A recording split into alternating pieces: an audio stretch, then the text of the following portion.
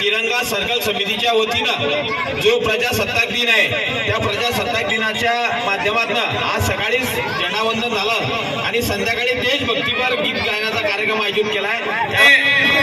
श्रीताई झोपे orders factory वरणगावच्या chairman त्यांचं स्वागत करण्यासाठी सुनील माळी पुढे जे याने 100 रुपये दिले। अशा या वरणगावकरांच्या मेहनतीने हा झेंडा इथे उभा राहिला आहे आणि आज त्याची वर्षपूर्ती इथे होते, त्याचा आनंद त्या माध्यमातून आहे। आपण अनेक प्रकारचे कार्यक्रम या तिरंगा ध्वज समितीच्या माध्यमातून याच्यात करतो। सकाळी 8:30 वाजता बरोबर या वरणगाव शहरातला सायरन वाजला जाते आणि इथे राष्ट्रगीतासाठी जे देशभक्त आहे ते देशभक्त इथे येतात आणि राष्ट्रगीतासाठी इथे 1 मिनिटासाठी का होईना इथे उभे राहतात आणि खऱ्या अर्थाने देशाच्या झेंड्याला तिथे सलामी त्या माध्यमातून देतात। हेतू एकच आहे की आपल्या देशाची एकात्मता साधली पाहिजे, आपल्या गावाची वरणगावची एकात्मता साधली पाहिजे, हा हेतू आहे। आम्ही वरणगावकर जे मी काय आज संकल्प केलाय सर्वांना संकल्प करणार आहे। तुमच्या घरी लग्न असेल, काही कार्यक्रम असेल, आपल्या नावाच्या पुढे वरणगावकर हे नाव लावा। आम्ही वरणगावकर जे आपण म्हटलं वरणगावकर हा आपल्याला ब्रँड महाराष्ट्रामध्ये न्यायचा आहे। माझा वरणगाव हे विकासाच्या बाबतीत क्रमांक 1 शहर या महाराष्ट्रात झालं पाहिजे, हा संकल्प घेऊन आम्ही इथून निघालो आहे। त्याकरता आपण नेहमी म्हणतो राजू भाऊ, जो है उसके साथ, जो ना है उसके बिना, हम चलते रहेंगे, कारवा बनता रहेगा, नतीजा कुछ भी हो दिया वही जलाना है। त्याकरता आम्हाला जो संकल्प घेतलाय त्या संकल्पाला जो साथ देईन त्याला बरोबर घेऊ, जो नाही साथ देईन त्याला जय हिंद जय महाराष्ट्र जाय होतो। पण आम्ही थांबणार नाही, किती संकट आले, कोणी किती काही म्हणण्याचा प्रयत्न केला तरी आम्हाला आमच्या मनात एकच संकल्प आहे की माझं वरणगाव हे विकासाच्या बाबतीत क्रमांक 1चं शहर झालं पाहिजे। या संकल्पाने आम्ही इथे निघालोय। त्याकरता सर्व जाती धर्माचे लोक आहे असं नाहीये, सर्व हिंदू मुस्लिम ख्रिश्चन शीख ईसाई सर्व लोक जे आहे ते आम्ही इथे करतोय आणि हा प्रयत्न वरणगावकरांना मी विनंती करणार आहे की आज 26 जानेवारी आहे, डॉक्टर बाबासाहेब आंबेडकरांनी ही भारतीय राज्यघटना लिहिली। 26 जानेवारी 1950 रोजी या भारतीय राज्यघटनाची आहे ती अंमलात आली आणि खऱ्या अर्थानं लोकशाहीला सुरुवात ही आजच्या 26 जानेवारीपासून झाली। डॉक्टर बाबासाहेब आंबेडकर यांच्या प्रतिमेला सुद्धा मी मनापासून इथे अभिवादन करतो। जी घटना लिहिली गेली त्या घटनेचं सुद्धा मनापासून इथे विनम्र अभिवादन करतो। राजे छत्रपती शिवाजी महाराज यांच्या सुद्धा राजांना सुद्धा मी मनापासून अभिवादन करतो। त्यानंतर जी भारत माता आहे की त्या भारत मातेच्या जीवावर आपण संपूर्ण आहोत, अशा या भारत मातेला सुद्धा विनम्र अभिवादन करतो। आपण एक चांगल्या प्रकारचा इव्हेंट आज 26 जानेवारीला खुला केलाय, म्हणजे याच्यामध्ये वयाचं बंधन नाहीये, छोटा असेल तर म्हातारापर्यंत।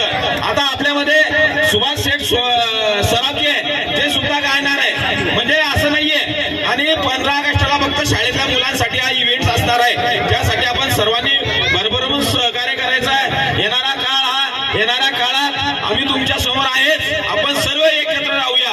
फक्त आमचा संकल्प आम्ही तुम्हाला सांगितलाय की आमचं गाव हे महाराष्ट्रात 1 क्रमांक करायचं आहे आणि ते कोण करू शकते ते तुम्हाला सर्वांना माहिती आहे। त्याकरता आम्ही सर्वांच्या बरोबर आपण सर्वांनी आशीर्वाद त्या माध्यमातून ठेवा। जे जे असेल ते आपण स्वीकारू, जे चुका होत असेल ते आम्हाला सांगा, आम्ही ते दुरुस्त करण्याचा प्रयत्न करू। शेवटी मुलगा हा जन्म घेतो तर आईच्या पोटांना शिकून येत नाही, त्याकरता मरेपर्यंत त्याला शिक्षण घेणंच आहे, शिकणं आहे। त्याकरता आम्ही जे करतोय ते तुमच्यासाठी करतोय। मी वरणगावकरांना धन्यवाद देणार आहे की येणाऱ्या काळामध्ये आपण हा तिरंगा सर्कल जिथे आहे तिथे कारंजा करण्याचा एक संकल्प केलाय, त्याला सुद्धा मला असं वाटते एक 2-4 दिवसाला 8 दिवसात सुरुवात होईल, लोकसहभागातूनच, शासकीय निधी नाही। त्याकरता तुमच्या आमच्या वरणगावकरांना मी विनंती करणार आहे, कोणतंही काम हे करत असताना तुमच्याही मदतीची आम्हाला आवश्यकता आहे। तुम्ही जर स्वतःहून जर कधी म्हटलं की या देशभक्तीच्या याच्यामध्ये मी त्या माध्यमातून निधी देईल, तुमचं स्वागत आहे आणि आमचा सर्व पारदर्शी कारभार आहे, आम्ही सर्व जाहीर करतो। त्याकरता सर्वांना वरणगावकरांना, माझ्या माता भगिनी, तरुण भाऊ यांना सर्वांना विनंती आहे की सर्कलचं तिथे आपण कारंजा करतोय। त्यानंतर दुसरा कार्यक्रम जो आहे आपल्या LED मोठी स्क्रीन आहे 8x20ची, तिथे LED स्क्रीनवर फक्त आपल्या भारतामधल्या ज्या काही महत्वाच्या घटना असतील, देशाच्या भक्तिगीत असेल किंवा वाघा बॉर्डरचा असेल किंवा ज्या ज्या काही इतिहासातल्या ज्या काही ठेवी असतील त्या फक्त आम्ही तिथे रोज संध्याकाळी दाखवतो। आणि पुढचा चौथा राहणार आहे आमचं की रोज संध्याकाळी 6 वाजता सायरन वाजेल त्यावेळेस आपण वंदे मातरमला इथे सुरुवात करणार आहोत। हा एक चौथा प्रकल्प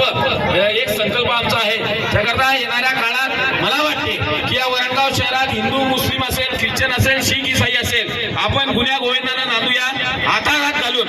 आपलं गाव कसं पुढे जाईल, आपल्या गावात शांतता राखणी बहुत बडी महत्वाची बात आहे.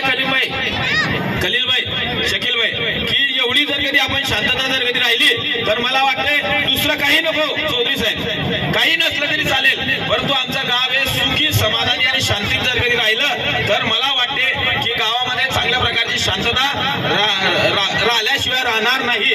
एवढंच मी या प्रसंगी बोलतो. उद्घाटनाचा सत्र इथे समारोप जे आहे ते APA भरत चौधरी साहेब आणि राजू भाऊ करणार आहे आणि नंतर समारोप होणार आहे. हे उद्घाटनाच्या याच्यात भाषण करतील. समारोपाला सुद्धा याच्यात मोठ्या स्वरूपात एक हे होईल 10 मिनिटाचं. त्याकरता मी तुम्हाला सर्वांना सांगणार आहे की आजचा दिवस 10 वाजेपर्यंत आपण थांबूया. साहेब आपल्या सोबत आहे. आपण सर्वांनी आनंदामध्ये, काही भांडण तंटा काहीच नाही, सर्वांचे गुण कला गुण जे आहे या व्यासपीठावर इथे तुमच्या समोर सादर करायचे आहे की एक शाम देश के नाम या पद्धतीमध्ये आपण सर्वांनी काम करूया. परत वरंगाव तिरंगा सर्कल समितीच्या वतीनं, राष्ट्रध्वज समितीच्या वतीनं सर्वांचा मनापासून धन्यवाद देतो, अभिनंदन करतो. सो मच श्री काळे सर. आज 26 जानेवारी प्रजासत्ताक दिनानिमित्त आपण सर्व इथे जमलेलो आहोत आणि अतिशय चांगल्या प्रकारे आपल्या जिल्ह्यामध्ये जी युनिटी इन डायव्हर्सिटी मला दिसलेली आहे की आपण वरणगावमध्ये सर्व धर्म सर्व भाव या प्रकारे मला इथे सगळे समाज गुण्यागोविंदाने राहताना दिसत आहेत. त्या गोष्टीचा मला खरंच खूप मनापासून आनंद होतोय. कारण अशा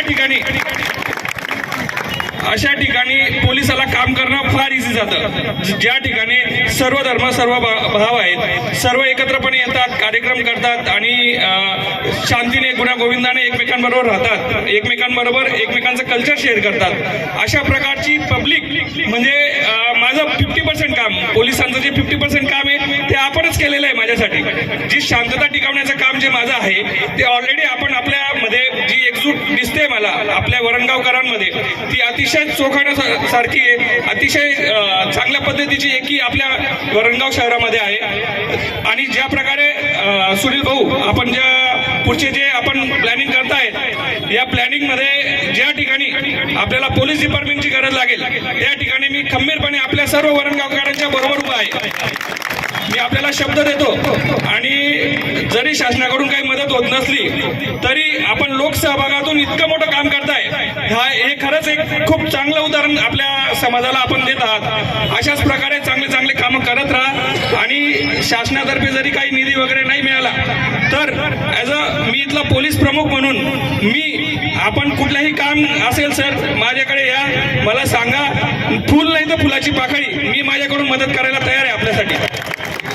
शासनाची मदत, शासनाचं काम याला फार वेळ लागतो आपल्याला, पण जर आपल्याला लवकर काम करायचं असेल आणि लोकांच्या सहभागातून काम करायचं असेल तर निश्चितपणे आपण पुढाकार घ्या.